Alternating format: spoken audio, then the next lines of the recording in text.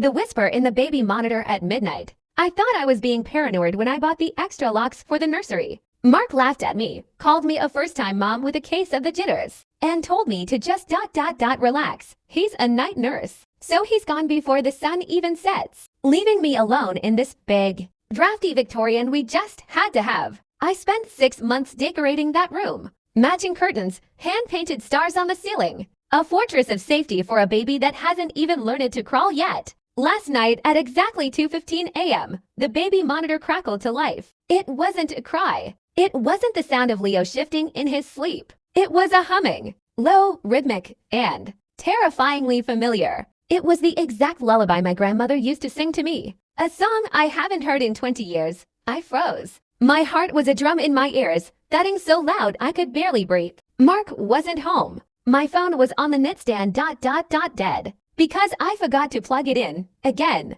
I crept down the hallway. The floorboards screaming under my feet like they were trying to warn me. I reached the nursery door and pushed it open, expecting the worst. But the room was empty.